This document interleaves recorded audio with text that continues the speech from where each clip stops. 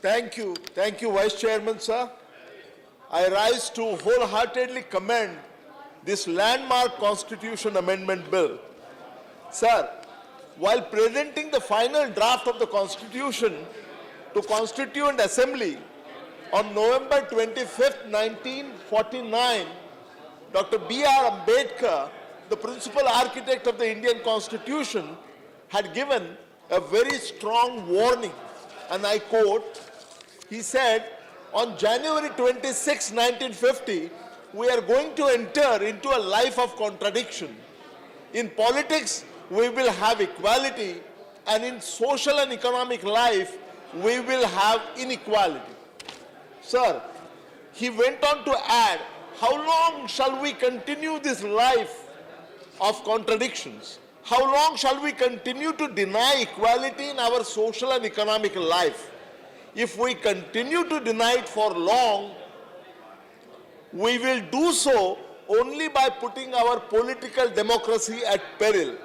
We must remove this contradiction at the earliest possible moment, or else those who suffer from inequality will blow up the structure of political democracy which this assembly has so laboriously built up. Unquote. Sir, the basic thrust of Dr. Ambedkar's argument was that having achieved political democracy, there is no room for complacency, and we must strive to convert the political democracy into social and economic democracy.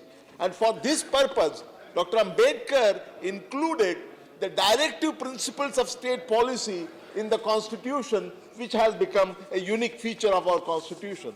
Sir, Dr. Ambedkar established the framework for social democracy by introducing reservations on the caste basis for scheduled caste, scheduled tribes, and OBCs.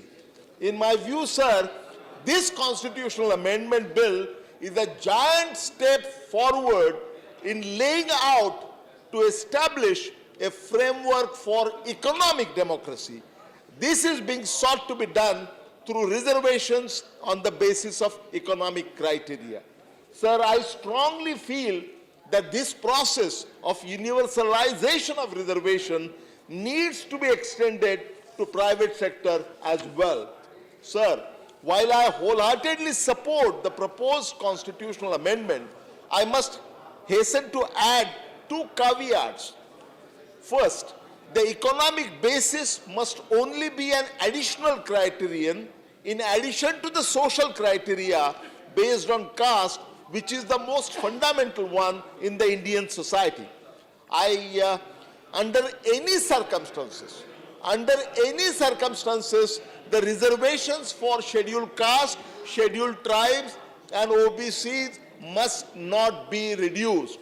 And the second caveat that I want to add is that there must be an effective and equitable implementation of the reservation policy. Many speakers have talked about the mindset. Why are reservations needed? Sir, reservations are needed because of the basic innate inability of our system to be just and fair. If the system were just and fair, then we would not have needed reservations. As many people have talked about the mindset, the questions which is asked is, how many scheduled castes, how many scheduled tribes, how many OBCs are there in senior positions in bureaucracy? Given the domination among the top echelons of certain castes in bureaucracy, sir, there is a grave danger of a new form of caste discrimination in terms of inequitable and selective implementation of reservation policy. And this would be highly undesirable outcome of a noble policy, and we must not let that happen. With these caveats, sir, I wholeheartedly support this historic Constitution Amendment Bill. Thank you. Thank you, Dr. Jadhav.